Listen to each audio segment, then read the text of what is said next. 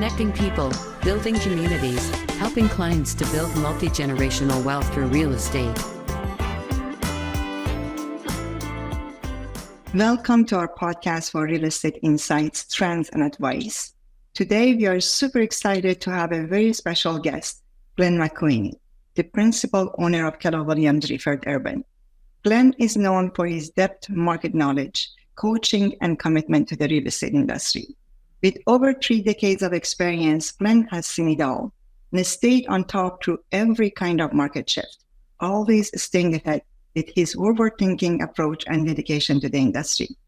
In today's episode, we are diving deep into what's happening in the Toronto real estate market right now. We are going to talk about staying positive, helping each other as a community, and making a smart decision in these unpredictable times. So let's dive right into what we are going to talk about today and learn from the best. Glenn, welcome. It's great to see you here. Wow, thank you. It's what an honor. Pleasure it is to be here too. So thank you so much. Yeah, great to have you. We had a podcast with Donnie last week, and after the introduction, he looked at us and said, "Yeah, it sounds like it is a funeral." And the introduction was so good. So Hey, we're trying to repeat that. That's what you should be doing every day. Well, we're smiling. The market seems to be complete shit at this point. The inventory is up across all property types, it seems. Sales are down, extremely low, and we're setting records for every single parameter, seemingly, that is measured within real estate. And the area that is affected the most, again, seemingly is condos. And it's just a good radical example of what's been happening over the past few months in the real estate industry here in Toronto and GTA, and to a large extent in Canada as well. Condo sales are at the lowest point since 1998. Checked the stats yesterday, so probably they didn't change much from that time. And the question we wanted to ask you, Glenn, and that'd be a great first topic of a conversation, given the current trends in the Toronto real estate market. Can you give us a detailed analysis of what's going on, in your opinion? Offer any predictions, if you have them, on how things might develop over the next year. And also, are there any emerging areas or trends or sectors that we should be particularly aware of?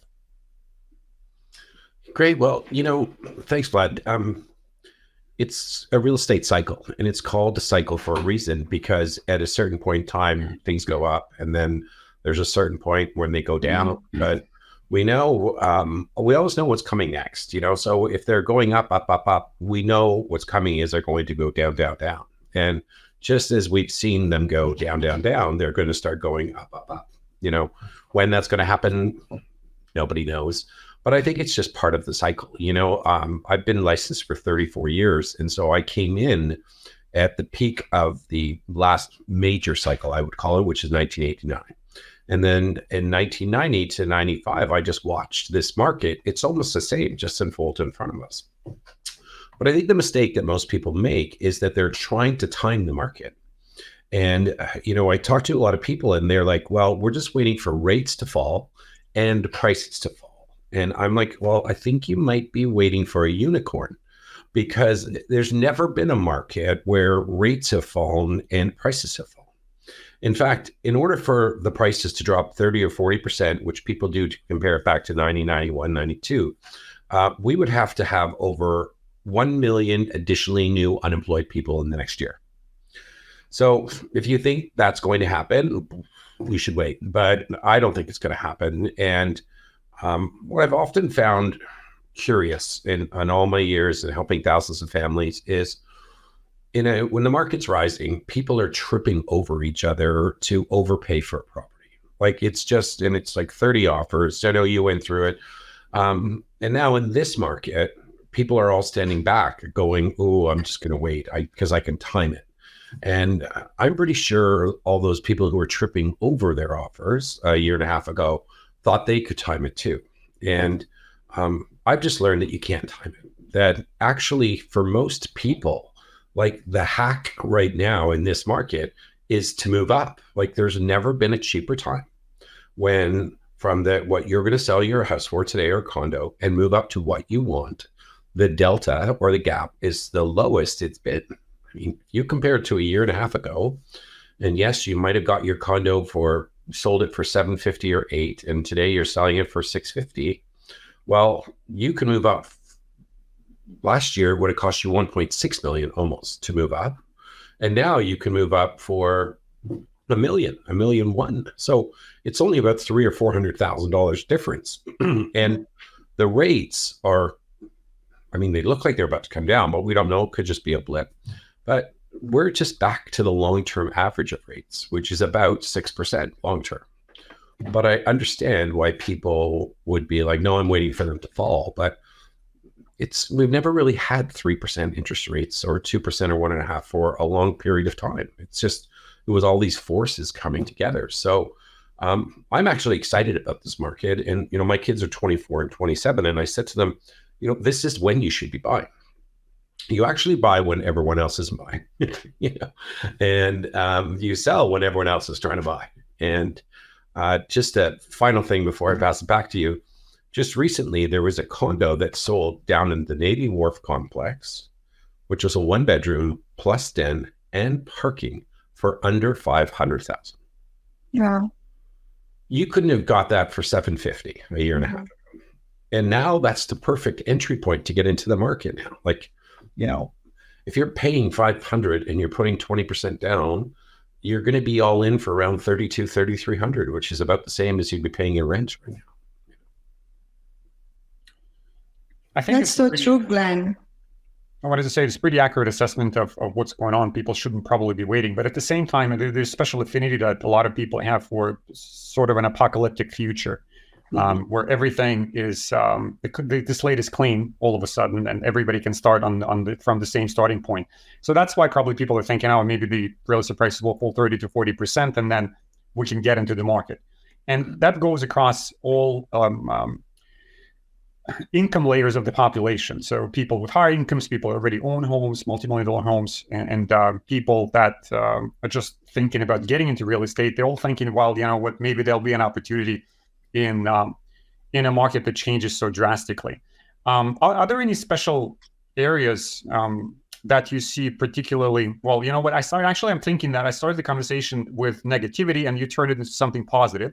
This is one of the best times to buy. I'm trying to swing the conversation back to something negative, but I'm biting my tongue right now. So maybe instead of talking about special areas of concern, we can talk about special areas of opportunity. So where do you see opportunities are particularly abound? Mitra, if you want to add something to my question, then go for it.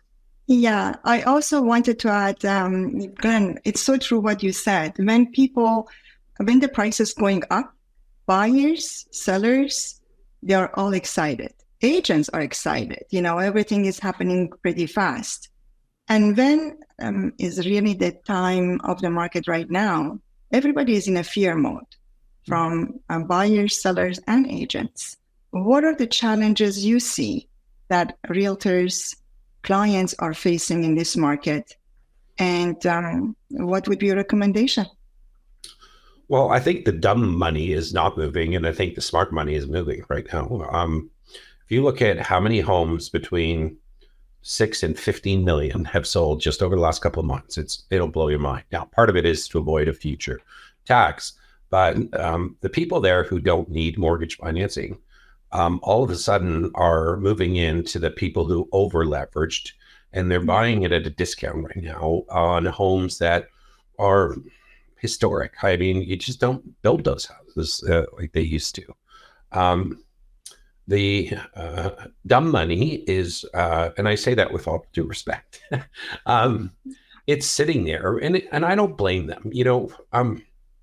When people are worried about their future, they tend to sit on their money. So I completely understand why they're doing it. But by the time you realize the market, that interest rates have fallen, if they do, which they could, and that prices are going up, you're usually too late. Like it just happens so quick.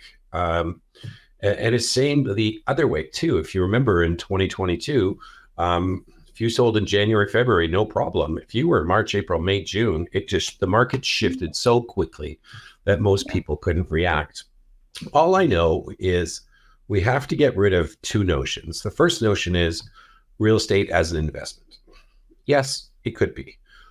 yes, it's going to be part of your financial plan, but really it's a place for you to live and create memories and live your best life ever, as long as you get to be on this great planet. But everyone thinks, oh, it's all of a sudden become this investment, and then the investors who all thought they were so smart because, I bought one investment property, the price goes up 60%. I re-leveraged that, got a down payment, bought my second property, re-leveraged that, and they played this wave all the way up.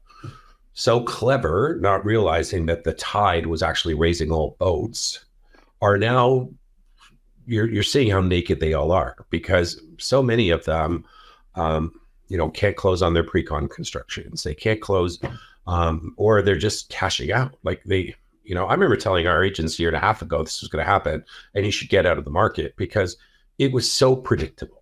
If inflation goes up, the only tool the government has is to raise interest rates. So you could tell with that hyper of inflation post-COVID that rates were going to be going up. And we know the only reason their only job at the Bank of Canada is to have as many people employed as possible and keep inflation around 2%, 3%. And the moment they lose control of that, which happened, they're just penalizing everybody. In fact, I'm shocked there isn't 1 million people outside of Ottawa right now protesting super high rates, that you're bankrupting me and my family right now because of your foolish monetary policy. But I digress. Back to your question. The areas that are moving the best. So it's always the perfect time to buy the right home. When the biggest problem we've had, Vladimitra, over the last couple of years is finding people the right home. That's the problem. It's not like, you've got 100 great homes you can pick from. It's like, I'm just trying to find one great home that I like. And I think you should be looking for that in any market, because they rarely come up. So that's actually a great point. And now that we know sales volume have dropped tremendously, we are at the level of, let's say, 2000, when the sales volume were really very low. So how would we find the right home for the right buyer if they don't have enough cash and if they really want to get into real estate market? Well, I think we have to, when the game changes, I think we just have to change with the game. I wouldn't go fight the rules. I wouldn't fight against it. I wouldn't worry about things I can't control. I would only really focus on like the global wars and I have nothing to do with it. But I can control my mindset and my outlook and my thinking. And I would say right now that if maybe it's not a single family home anymore, maybe you buy something with a basement apartment or something that has 2 basement apartments, and then eventually you put an accessory dwelling unit in your backyard, and then your payments will be below what you're currently paying for rent. Maybe you get 3 other families together and you buy a 4-plex, so 4 3-bedroom units. You have your own space. You have a 5-year plan that we're going to stay together. And then we're going to move out and get our own place, because if prices go up, you'll probably get some more equity. For the people I've done that for in the past, the funny thing is they all move out, but they never sell that property. And it becomes a big part of their retirement plan, right? So recently there was a triplex, just an example for your listeners, at Avenue Road in Lawrence that sold for $1.6 million. It was 2 4-bedroom units and a 2-bedroom unit. So let's imagine 3 families. The 4-bedroom unit, let's say it's worth $650,000. The other 4 bedrooms worth $650,000, and the 2 bedrooms worth $3.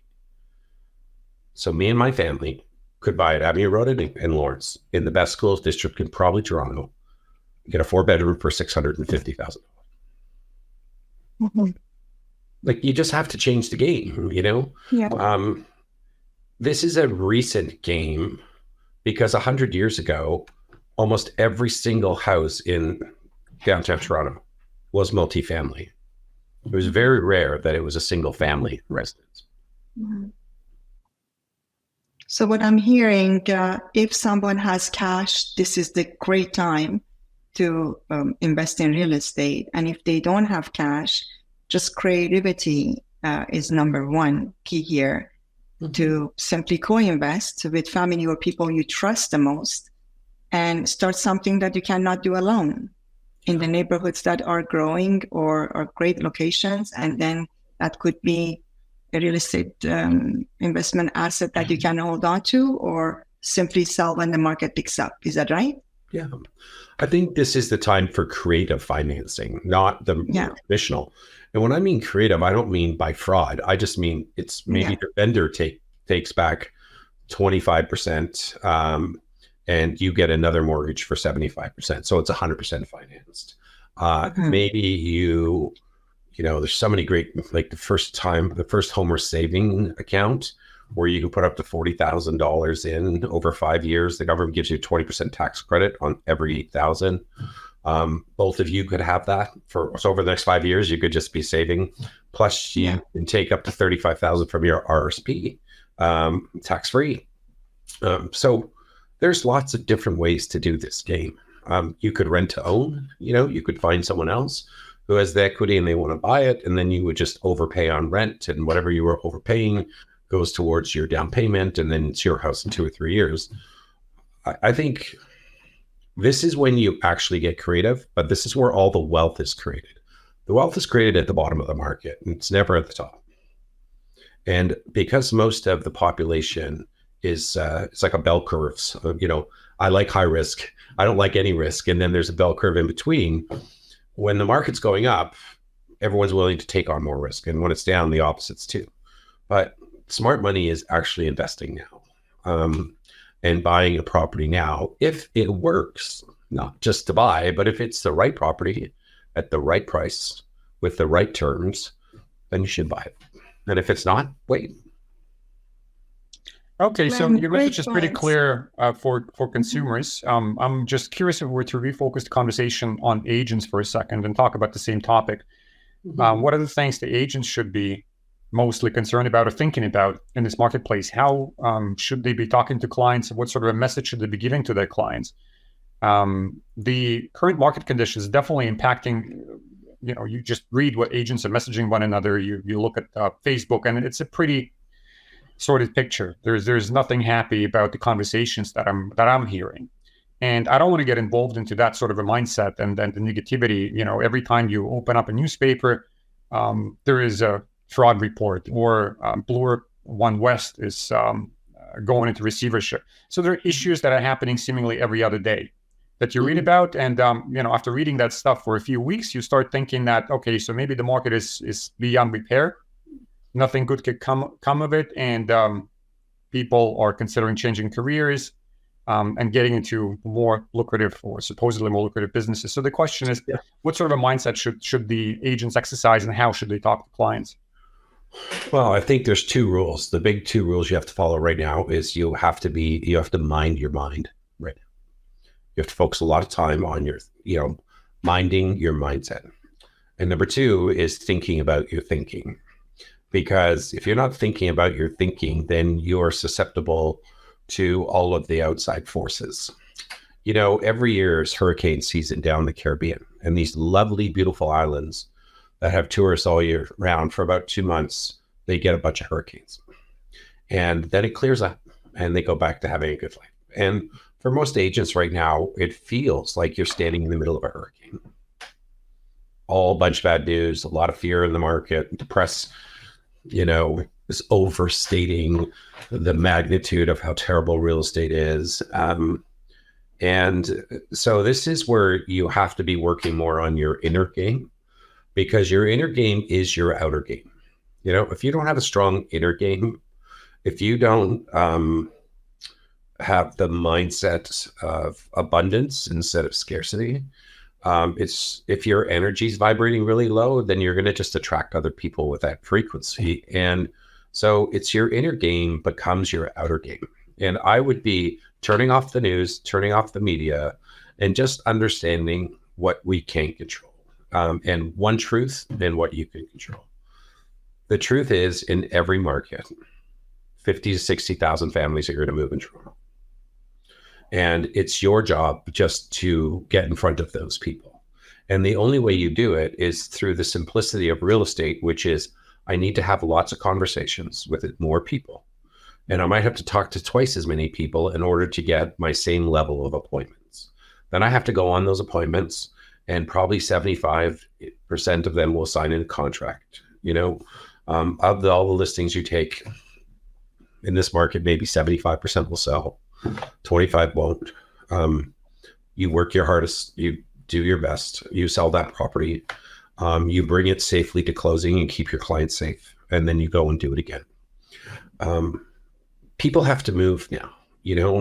People die, people get divorced, people have children where the place is too small. Some people are downsizing now and they want to live off their dividends now. We're going to have deployments where people are like, oh, I just got transferred to another job. So I would just focus on the people who need to do something, which I would call the buyers and the sellers. Anyone can be a buyer and anyone can be a seller, but in my experience, buyers have to do something within the next 90 days, and so do sellers. And I think the more you just focus on the gain of what's available instead of what's missing in the marketplace, I think most agents are going to get their head screwed on a bit better. So you need to listen to the right podcasts. You need to listen to great books. You need to get the noise away, because it's a hurricane. The winds are coming against you. And just like you see a palm tree almost break and then it comes back up again, is the same way most agents are feeling right now. But here's the big takeaway from what I just said is, as an agent, you actually gain market share in a down market. You don't get it when everyone else is doing well. You don't get it when 75,000 people are now licensed in Toronto, where it used to be 32,000. My gift of coming in 1989 and then watching the market fall was that there were so many agents who liked the old way of doing business so much that they were afraid to change. And that gave me my market, because they went out of business and half of the brokerages closed down because they loved the old way of doing it. So there is a gift in a shift. And it's just about minding your mind, thinking about your thinking, keeping your inner game strong, doing a thing, a four-letter word, WORK, like work actually, and just get out of your house and get out of your head and go add value and help as many buyers and sellers safely navigate a very complex situation they find themselves in and get them safely to where they need to be. And the more we can focus on others and we don't focus on ourselves anymore, the more referrals you're going to get, the better your business is going to grow. And this is your time to take the market share. In the shift, just in 6 months, Keller Williams has moved from the 7th largest company in Toronto real estate to the 5th largest by market share. Amazing. We just skipped over and Right at Home, I think, and there was one other, Sutton Group. And so for us, this is our market. We just have training going on every day. We're just working on our training, working on our mind, protecting our game. And then you could just go and get your unfair share of the market. Thank you, Glenn. It's so true when we look at really even our actual clients, whoever actually bought or sold, there were clients who were downsizing, or it was their first home, but they simply had to sell and rent. They were the ones that had to make a move. And that's really what you're talking about, how we can shift our focus from problems to opportunities and attracting the right who in our business who want to buy or sell or invest in real estate right now. And minding our mind for sure. Yeah, I don't think you have to push anybody. I think what we have to do is, I think that most of our clients and most other agents right now are looking for clarity, confidence, and leadership. Mm-hmm. They're looking for clarity from you on what you're going to do to execute to get this property sold, and a detailed plan and what you're going to do. They're looking that you're confident enough that you can do it, because confidence brings its own energy, that when you don't have any momentum or energy, it's hard to have confidence. And the third is leadership. People are silently begging to be led. They're looking for someone who says, I get you, I understand you. And my job is to simplify every complexity you have in your life. And if I do that, then you will become a raving fan for my clients, for my business. And I can go home at night and put my head down and go, I just help someone else. Yeah, clarity, confidence, leadership, it is. So, so valuable for ourselves even to know why we are doing what we are doing and get clear about our action plan. Either is marketing, reaching out to our ideal clients. And at the same time, when you're talking about energy, our vibration, how can we attract the positive energy if our energy is low? And really keep working on our energy and vibration to make sure that we are literally bringing the same vibration into our life. Yeah. People are looking for energy. Energy is kind of very attractive. Mm-hmm. They like to be around energized people because they feel their energy it comes up, right? The same way as if you walk into a room that's really low energy, you can feel it before you even start talking, compared to a high vibrational room where everyone's like, oh, let's go. One of my coaches, Dan Sullivan, I remember he did this thing, he calls it the 4 C's. And he said, the first thing that you need to do is make a commitment to go and do something. Make the commitment. I'm going to sell, I'm going to buy, I'm going to serve and help clients and build a great business. He goes, the second thing that you need then is courage.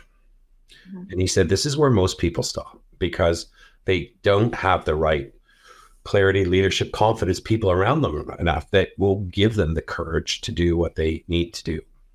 But every time you start something new, it requires a lot of courage. Like think about getting your driver's license. You required a lot of courage to get behind the wheel for the first time. And he said, once you get courage, he goes, you'll fail forward, but you'll be learning and you'll gain the 3rd C, which is called capabilities. And as you're learning and you're gaining all these new capabilities and strengths and everything, he said, then you get confidence. But so it's a commitment to do something, the courage to go and do the work, the capabilities of learning what you need to do to execute what you want to do, and the confidence of fulfilling that commitment. And he said, and once you get there, you'll be a totally different person that will be willing to make bigger commitments, which will require some bigger courage, which require more capabilities. And that is just the circle. And I think this is what people are looking for in a world where everything seems scary. This is, there's wars, there's people in food bank, there's, whatever's going on all around. It's like, people are just looking for clarity. And at the end of the day, I can control my work actions every day. And I can control what I do to keep my clients safe in the middle of this big storm. So they can move up cheaper than they'll ever be able to do it, or cash out now. And they can go put their money in 5-6%. What a gift right now. You don't even have to risk money right now. And you're guaranteed a 5 or 6% return and you can retire. What a gift high interest rates are for some people. Mm-hmm. Yes, thank you, Glenn. So, real estate is a very lonely business. We are most of the time simply doing a lot of things without clients even knowing what we are doing, or even other fellow colleagues knowing what we are doing. And we need to keep strong. So in this market, which is very competitive, what strategy would you recommend that realtors would use really to bring their forces together and work more effectively? And simply focusing on the clients and bringing a network of partnership that would bring results at every level. What would you recommend? Well, first of all, I love your comment about people feeling lonely right now. Mm-hmm. We've had a tough time going through pandemics, wars, all that different stuff. I understand there's a lot of fear out there. But here's what I know is what's most personal is also the most universal. Mm-hmm. There's a lot of people feeling alone right now. Universally, a lot of people are feeling alone. Like that's just the way it is right now. So now you just have a choice. And your choice is you can either continue on a downward spiral, or you can decide that I'm going to shift some of my behaviors or habits that aren't giving me the results that I really need to get. And the first one is, they always say that what you do after 5 p.m. determines what you do after 9 a.m. the next morning. What are your thoughts? What are your food? What's your fuel? What are you doing from 5 p.m. until 9 a.m.? Are you resting, learning, having a great sleep, getting up, doing some type of exercise, eating great food? That will give you a great 9 o'clock in the morning. And if you're not, then I think that's the first thing that you might want to think about changing.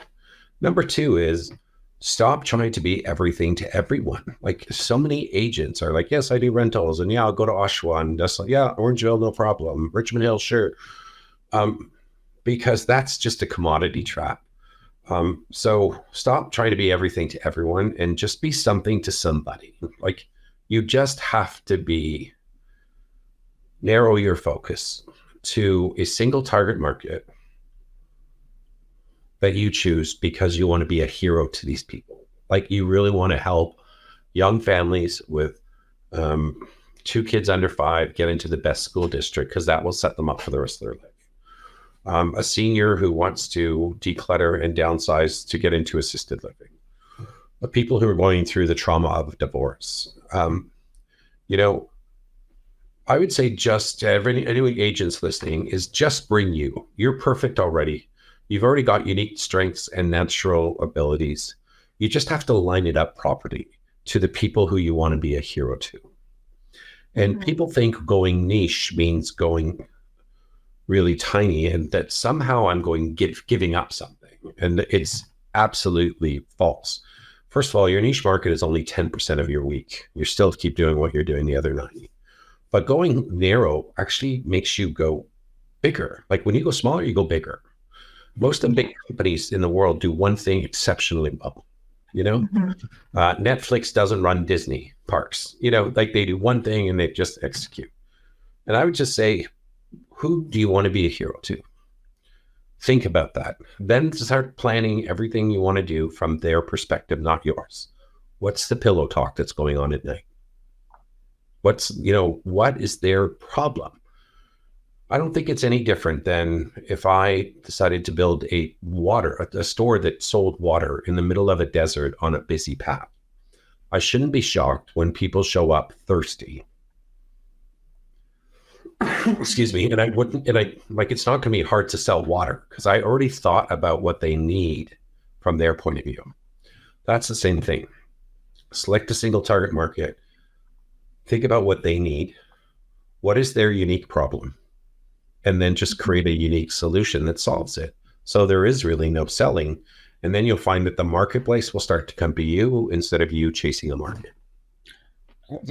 I think that's a fantastic assessment of what agents need to do. I want to bring us back to actually the first time I was in your training class, which was, I think, in 2015. And you were talking about a hypothetical scenario where you would be on a plane and parachuted into a brand new area for yourself. But somehow, miraculously, you would have had your real estate license for that area in your back pocket.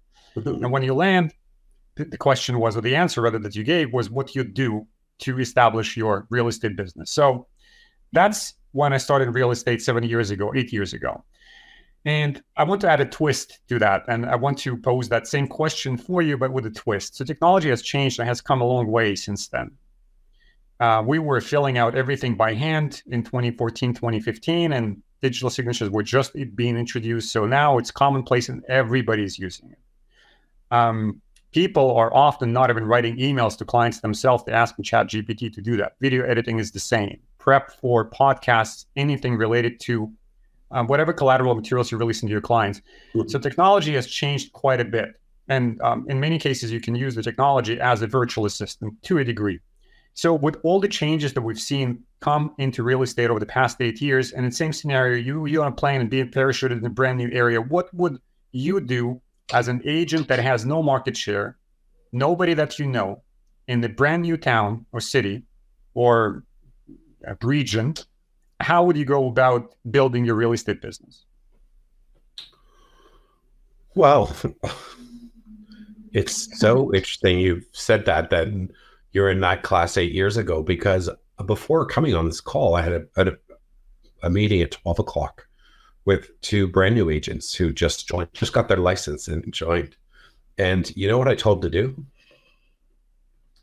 The same thing I told you to do 8 years ago. Go find freehold townhouses under 5 years that, because we know 80% of those people will move within 5 years. That's the stats. Go do a survey, find out where they're going, start marketing to what they're going to, start marketing to the people who are downstream from them, the renters who would be buying their house. I would do the exact same thing. And I don't think anything I told you 8 years ago, I don't think enough's changed. I would still probably door knock that area. I would come with a flyer, a physical flyer. It would probably be more of a thing called a golden letter now. I would try to add as much value to every single one of those people that I meet before I ever ask for anything. So, yeah. So it sounds like your answer to this question is exactly the same as what I remember you were saying 8 years ago. And also by responding it in this way, you're saying don't be too enamored by the technology, stick to the basics. They work regardless of the market, regardless of the circumstances, regardless of how well you know people in an area that you're trying to serve. Well, Vlad, here's what I know is true. Everything changes in the world except human behavior.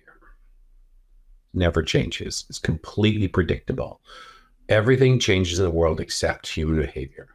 When things are going well, people will react a different way. When things are going bad, like it's just, you can see the cycle. So what's really changed? Nothing's really changed. Every day, someone needs to go and buy a house, or they need to sell, or some life thing happen.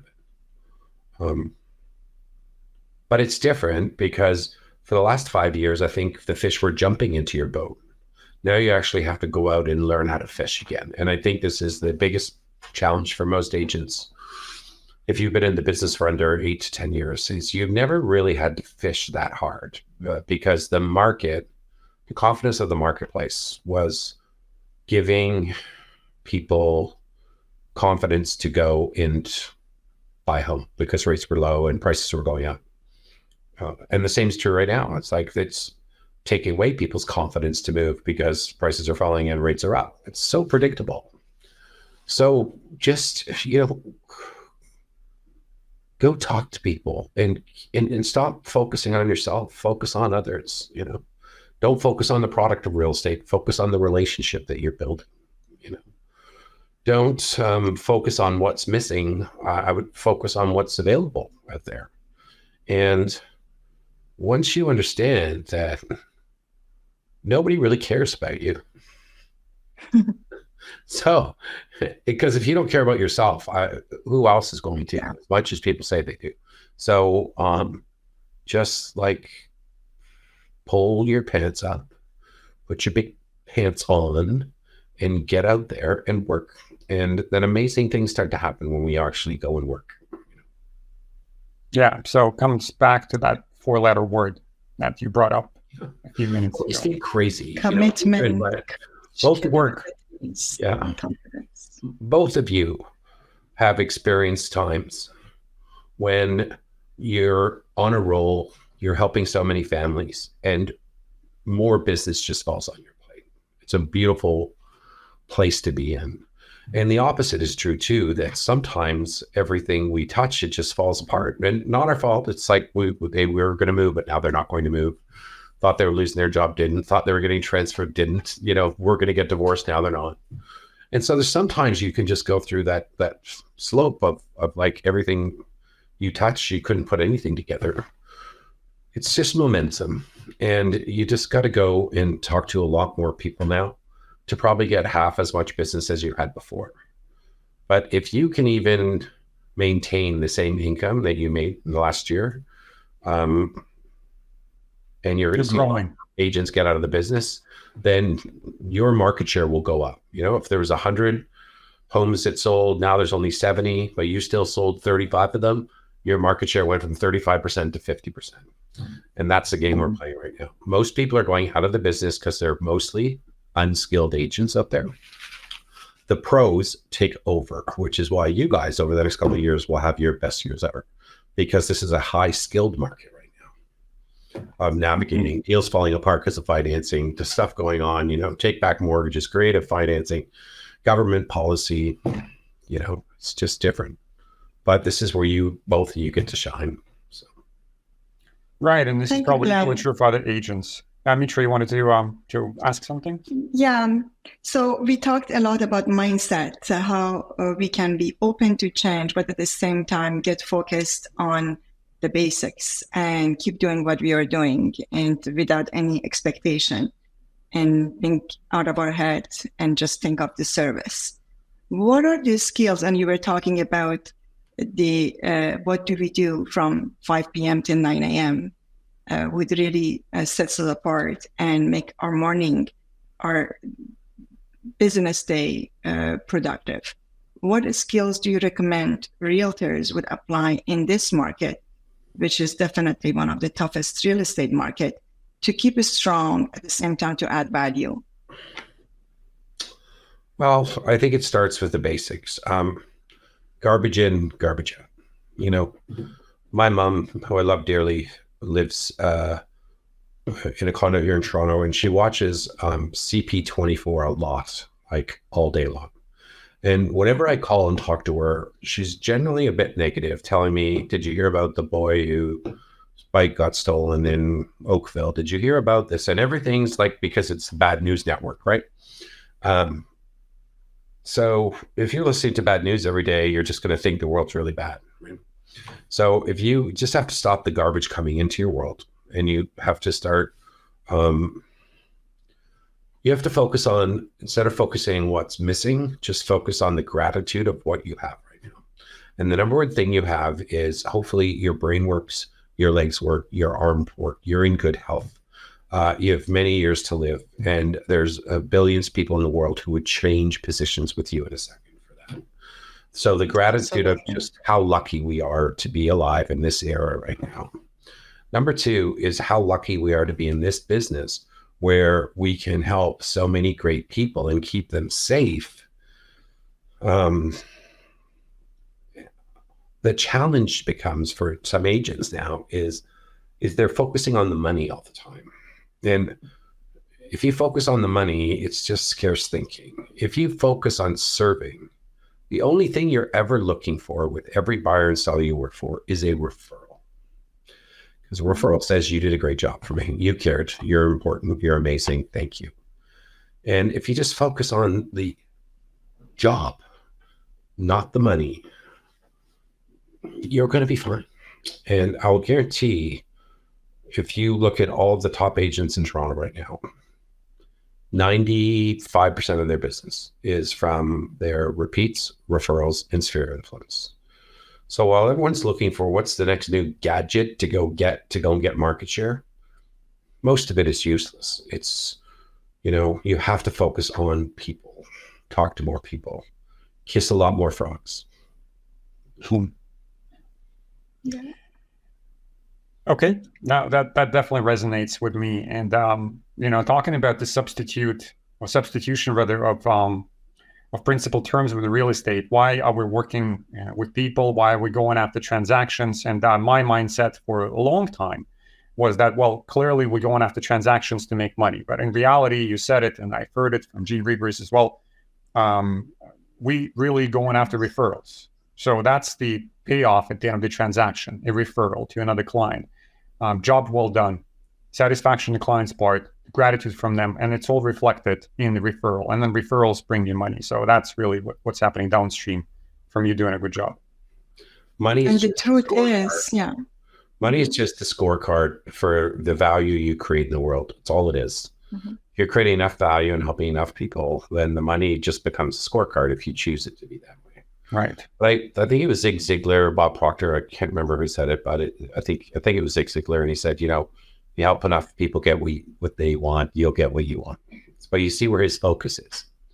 Focus is service first, value creation first, and your reward comes later. And but I get it. Like, this is a time for many agents where they're incredibly stressed. they're working on 40 cents on the dollar from what they used to be making because volumes dropped and prices have come down. So when you do the math, it's about 40 cents on the dollar.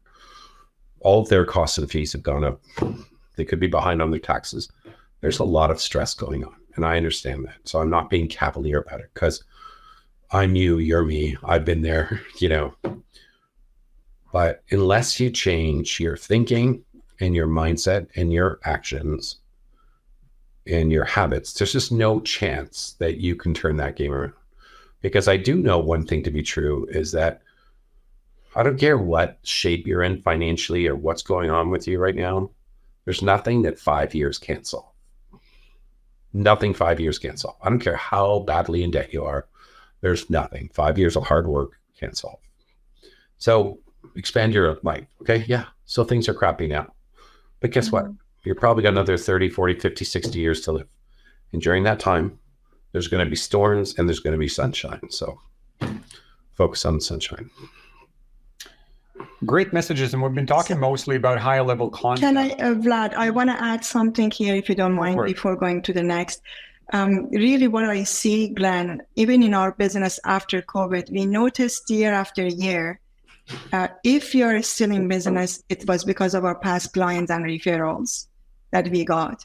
And also, I really see how that will make it effortless. We don't really need to simply reach out to strangers every day. If it happens that they call us, great. But just knowing that we are serving people, that they know us, they appreciate us, will bring our vibration to another level, and will also give a sense of purpose, why we are doing what we are doing. And just getting focused on that, but at the same time managing our finances, I think that is one of the biggest challenges that real estate agents are struggling with, because when we are making money, everything is beautiful. And then if we are literally weak in managing our finances, and when the downturn market comes, then we are literally struggling. And just knowing that being in real estate is not only serving people, but it has so many aspects that we have to work on it, strengthen it, and be ready for simply downturn or a market that is growing. And what would be your recommendation for real estate agents that they really see all the ups and downs in real estate market? Well, to keep it stable, to just keep it stable. Well,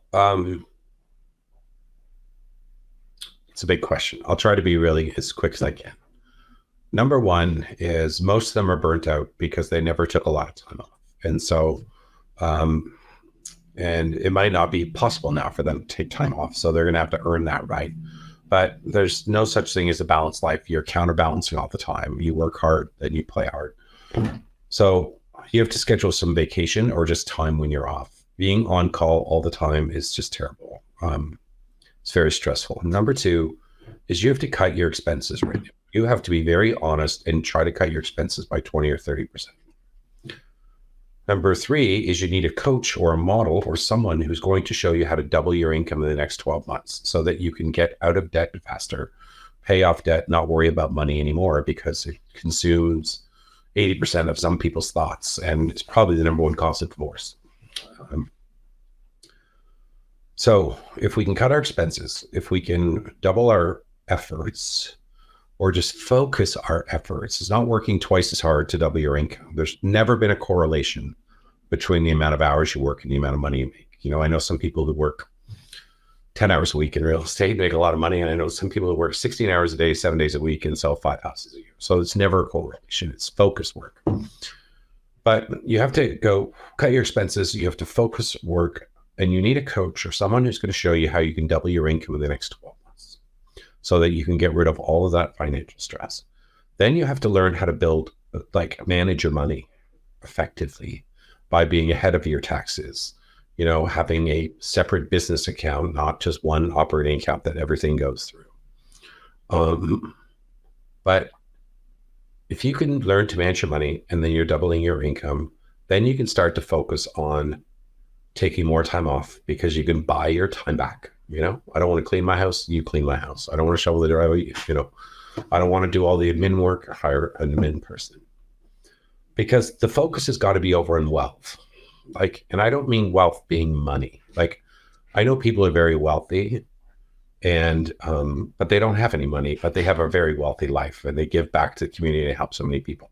I know some people have got tons of money and they're just absolute bastards. Like they're not happy. So let's just get back to like the core principles. Where are you going to work? What are you going to do every day? What are your habits? Let's pick a target market that we're going to work on. Let's start focusing on talking to twice as many people in order to get twice as many appointments, in order to sell twice as many properties, and pay off, get rid of your debt. Start with, you know, your highest interest debt first. Eventually start managing your money, get caught up on your taxes, and then start building a team, you know. And I know so many agents here who in their first year, if we can get them to 36 transactions, they can get to a team of 120 transactions within the next year or two. You know, it's not that crazy to do, because what you're really looking for is freedom of money first, because then it gives you freedom of time, and then it'll give you freedom of the relationships, hanging around with the people you love, and eventually freedom of legacy or purpose, why you were here in the first place. So that's what I'd say. Sorry for rambling. Beautifully said. Yeah, Thank you, yeah, I Glenn. agree. Well said. You know, I'm thinking some of the people listening might just be concerned, oh, I don't understand what a mindset is and how I fix it, or vibrations, that the concept is too foreign for me. Although those things are definitely foundational in real estate. Mitra is laughing, probably she's thinking I'm one of those people. Yes, you are. Not entirely true, Mitra. No, I totally get the concepts and I practice them every day. But I wanted to start the conversation slightly towards more tactical matters, like in terms of the skill set, again, probably geared more towards newer agents. What skills would they need to learn? How would they go about it in order for them to be effective, specifically in their communication with clients? You are very well-spoken. So maybe for you, this is not an effort at all. But for some other people... Yeah, but I wasn't born well-spoken. You know, I wasn't born well-spoken. Right. And so I developed that skill. I spent a lot of money and a lot of time and a lot of effort on my knowledge, a lot of time on my attitude, a lot of time on my skills, and a lot of times on my habits. So we call it the CASH, K-A-S-H, knowledge, attitude, skills, and habits. So sorry to cut you off. I didn't mean to do that. I just meant to say, if you want to get into tactical, the first thing you got to get is the right mind. You know, I hate to start talking cliches, but you can't build a beautiful house if your foundation isn't strong. And so you got to, what do you need to do? Who do you need to talk to? Who's your coach, mentors? Who are the people you care about and care about you? What are the books you need to read? What are the podcasts you need to listen to, just to get your mind going to where you start believing that there's an abundance of business out there, instead of thinking there's a scarcity. And I think that's the first step. If you don't get your mind right, nothing else matters. And I would add one more thing. What's your life potential? What's your life meaning? What's your potential? Until you figure out what your life meaning is or what your potential is, I don't think anything else matters. Why are you here? Why are you doing this? We get so detached from our whys sometimes, and it changes. But if you don't understand what your mission is in life, or what the vision is for your life, or what your values are, what your beliefs are, what your perspectives are, I don't know. I don't know what you could do. Yeah. I mean, I can tell you every single tactic. So true. Sorry?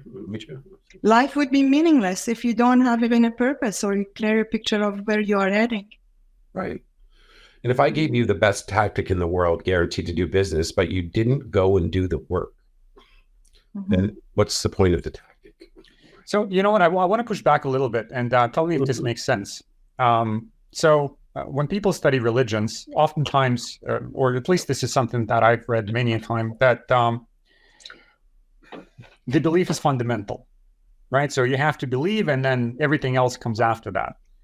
But it is also often said that, okay, so if you don't believe in something, that's quite fine. Just follow the rites and the rituals, and over time, you'll somehow absolutely naturally develop that belief.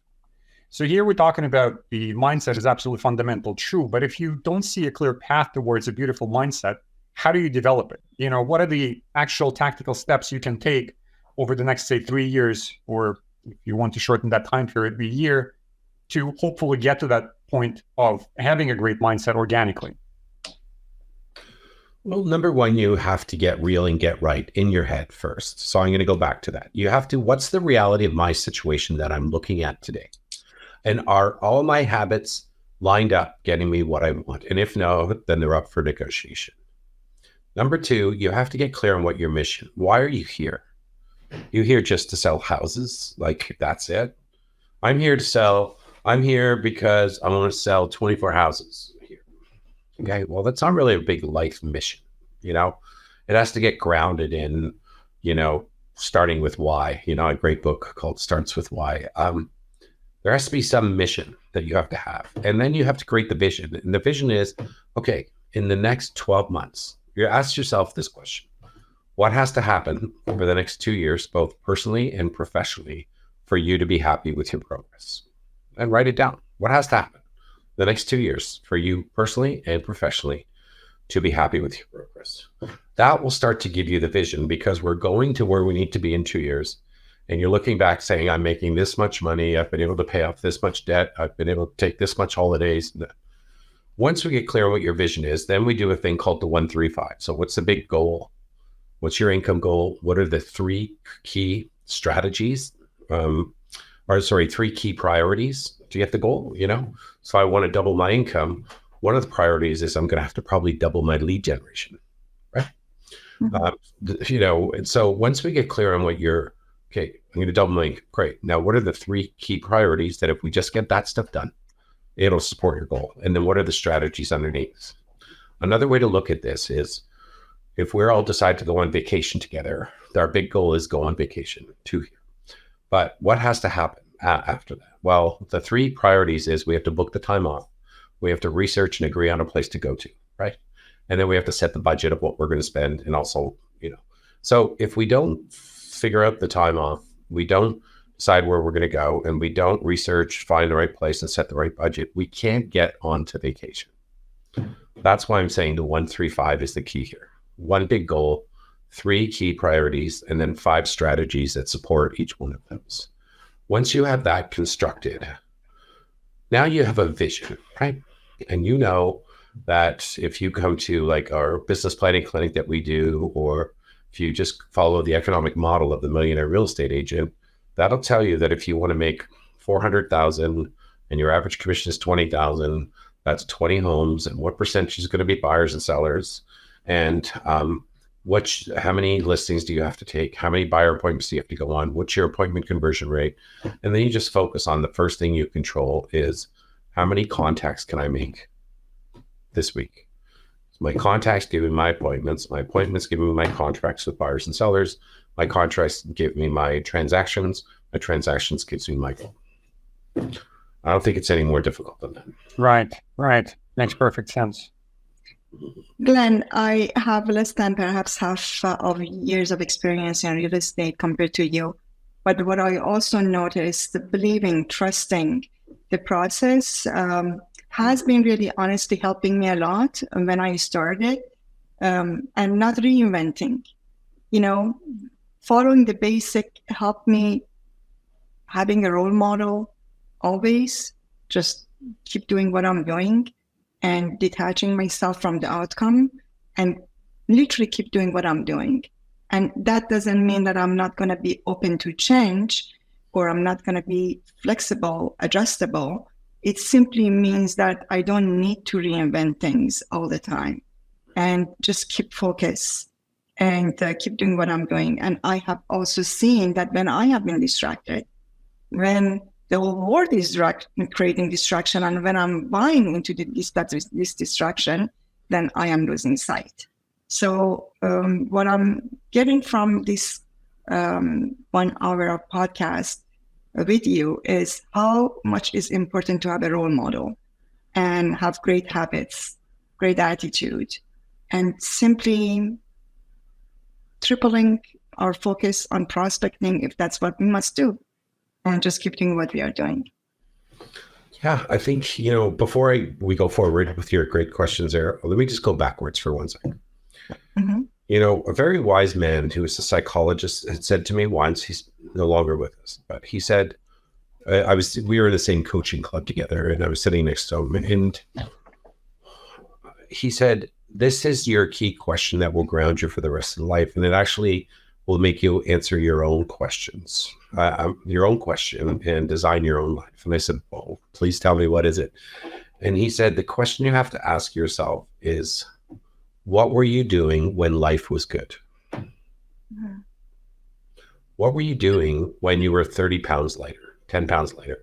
What were you doing when you were in the best shape of your life? What were you doing when you were in the best relationship? What were you doing when you had your best year in real estate? And once you write those down, you already know that there's really nothing that has to change. There's no magic. Real estate is not complicated. It's just, if I need to lose 20 pounds, I need to drop the number of calories I'm eating, and I have to burn more calories, right? Yeah. It's nothing complicated. Meanwhile, the whole world has got, this diet, and they try to make it so complicated. But just ask yourself, what was I doing when life was good? And your answers are exactly what you should be doing now. Because everyone listening to this, they're already perfect the way they are. They don't actually really need to change, because change is hard. They just need to get back to their unique abilities and their natural strengths and stay in that zone, because that's when they were at their best. Trying to be someone else is when they're at their worst. Final thought was just that, procrastination is just the universe telling you that you're the wrong person to be doing that. So whatever you're procrastinating about, you should write down, circle it, and that should be the job description for the next who that you need to add into your business. Because when life was good, you weren't procrastinating because you were doing what you loved to do. But then life got in your way. Yeah. Thank you, Glenn. As always, you bring us back to where we must be, and just creating some clarity about our purpose, and then creating, freedom of money, time, relationship, purpose, one step at a time. Yeah. Vlad, you have a great news to share. Do you want to also talk about what we can do to build a community? Absolutely. So let's talk about that for a minute, and let this be the last topic of the podcast. Mitra and I have been working on developing a platform for real estate agents, specifically to help them communicate with one another. It's a community-based application that allows people, for starters, to role play and improve their conversational skills, the skills of delivering the message to their clients, improve their negotiation ability, because people forget that the best negotiation happens when you prepare it for it. And in order to prepare for it, you have to practice it. And when you practice it, you get better. So, if you want a program to improve one aspect of your business real estate career, or your real estate career in this tough business, you have to be on schedule. You have to be practicing every day or several times a week. And then the improvement will be gradual but certain. So the app is called Role Play Tribe. It's been released this month, and that will allow people, for agents specifically, to actually connect, schedule role play meetings with one another, and actually do this on the platform. Receive feedback from people, play interactive games. So it's a fun platform. There's a lot of interesting functionality in there. A lot of functionality is slated to be released later in the year as well. So I'm very excited that this platform is released, and I think this will be a great addition to building strong real estate communities, particularly important in the stock market. Yeah, and thank you for doing that. What a gift you are giving to the community of helping people sharpen their knives, sharpen their skills. And people learn a lot better when they're playing too, right? So thanks for doing that. I mean, what a great gift you're giving to everyone, So Thank you, Glenn. Thank you for your silver. Also, we also know that the quality of our life depends on really the quality of questions we ask. And that would be a great platform that we simply learn what questions to ask to be of service at the same time to build that sense of community that we need in this market, especially. Yeah, absolutely. And if I can just say one last thing before, as we wrap up, is Of course. everyone just breathe. It's going to be okay. We've been here before. It's an economic cycle. We'll go back there. There's times in your life you'll have lots of money, and there's times you will have not very much money. But it's going to be okay if you can just get back to the simple facts of real estate, if that's what you're choosing to do, which is, where am I going? Set my mission, vision, lead generate, get appointments, get contracts, manage the closing, manage your money, and try to give back at a high level to everyone you meet. So just breathe. This storm too shall pass. Thank you, Glenn. Thank you, Glenn. You're Thank amazing. And thank you for being here. Thank you for your time. All right. Thanks. Bye. Till next Great time, seeing you guys. Bye. Thank you very much. Connecting people, building communities, helping clients to build multi-generational wealth through real estate.